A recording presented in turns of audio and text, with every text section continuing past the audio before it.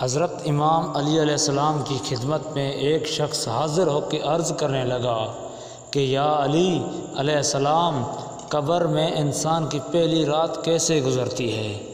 تو امام علی علیہ السلام نے فرمایا، میں نے اللہ کے رسول صلی اللہ علیہ وآلہ وسلم سے سنا، انسان کی سب سے مشکل رات قبر کی پہلی رات ہوتی ہے، جب دوسرے انسان، رشتہ دار، دوست، عزیز و اقارب اس مرے ہوئے انسان کو دفنا کے چھوڑ کے چلے جاتے ہیں۔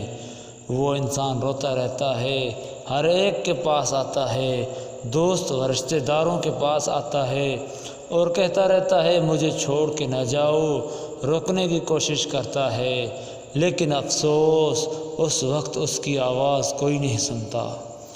کبھی وہ ساتھ والی قبر میں دیکھتا ہے تو کسی لاش کا پیٹ پھٹا ہوا ہے، تو کسی قبر کی طرف دیکھتا ہے تو کسی لاش پہ کیڑے لگے ہوئے ہیں، تو کسی قبر میں اللہ کا عذاب ہوتا ہے۔ وہ زاروں قطار روتا ہے، اپنے آپ کو تنہا محسوس کرتا ہے۔ اللہ گواہ ہے، انسان اپنی زندگی میں اپنے آپ کو اتنا تنہا محسوس نہیں کرتا جتنا وہ قبر کی پہلی رات خود کو تنہا محسوس کرتا ہے۔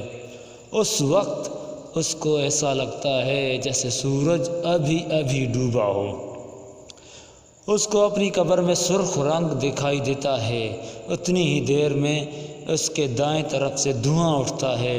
دو فرشتے اپنے بالوں سے قبر کی مٹی اکھاڑ کے اس کے پاس آ پہنچتے ہیں اور پھر پوچھا جاتا ہے تمہارا رب کون ہے؟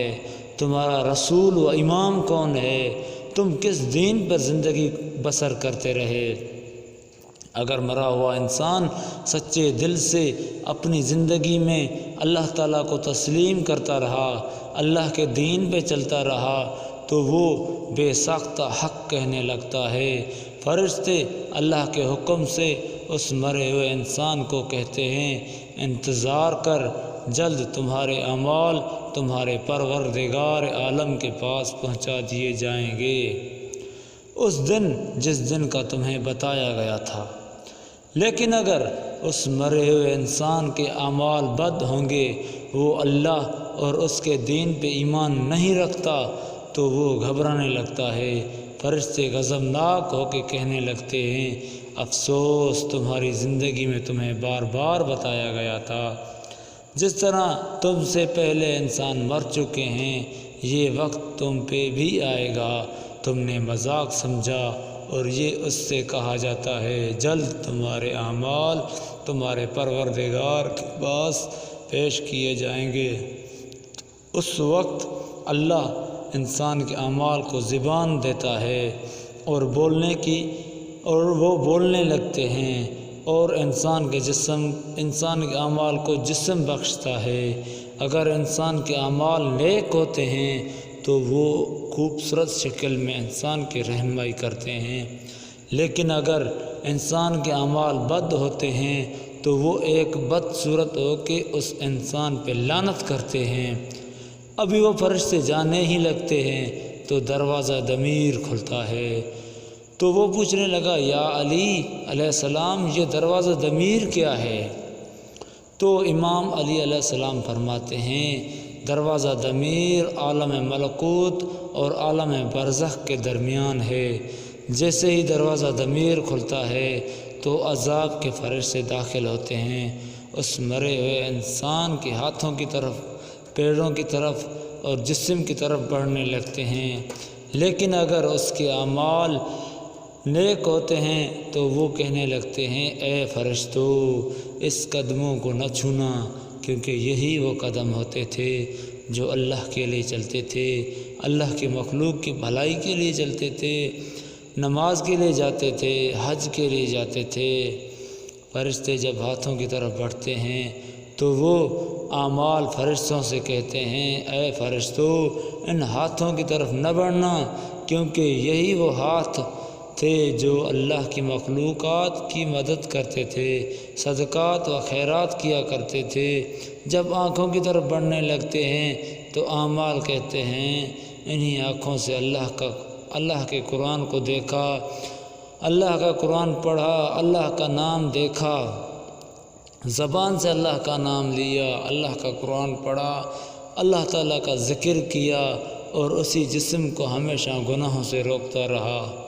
اعمال کہیں گے اے فرشتو تم اس پہ عذاب ڈالو گے؟ فرشتے آسمان کی طرف دیکھتے ہیں اور کہتے ہیں اے اللہ کیا حکم ہے اس کے لیے؟ تو آواز قدرت آئے گی اے فرشتو اس کی قبر کو جنت بنا دو تب تک کہ وہ روز محشر ہماری دربار میں حاضر ہو۔ اور اگر اس انسان کے اعمال بد ہوتے ہیں تو وہ فرشتے جب قدموں کی طرف بڑھتے ہیں تو اعمال کہتے ہیں یہی وہ قدم تھے جس سے وہ گناہوں کی طرف جاتا تھا، یہی وہ ہاتھ تھے جس سے وہ دوسروں پہ ظلم کیا کرتا تھا، یہی وہ آنکھیں ہیں جس سے وہ نامحرم کو گندی نگاہوں سے دیکھتا تھا، یہی وہ زبان ہے جس سے وہ کسی انسان کی دل دکھایا کرتا تھا۔ اور وہ فرشتے اللہ کی طرف دیکھتے ہیں تو آواز غیب آتی ہے اس کی قبر کو دوزخ کی آگ سے بھر دو، جس طرح اس نے اپنے جسم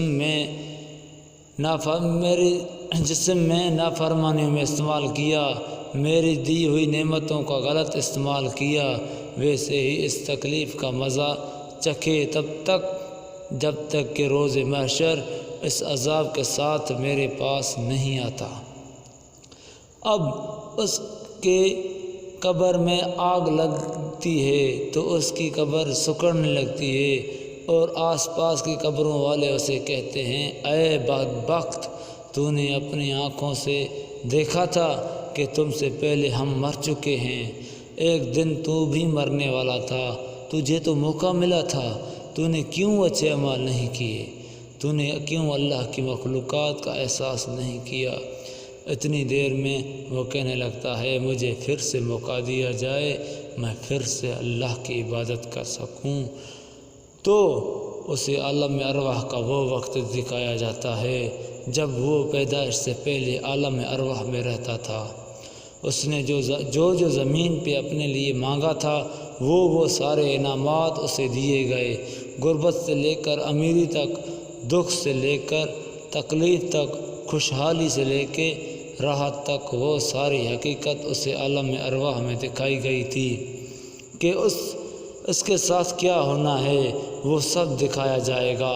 پھر وہ رونے لگتا ہے کہ افسوس میں نے اپنے ساتھ ظلم کیا، میں اپنی ہی خواہشات کے پیچھے بھاگتا رہا، کاش جیسا میں نے اپنے اوپر ظلم کیا ایسا اور کوئی نہ کرے۔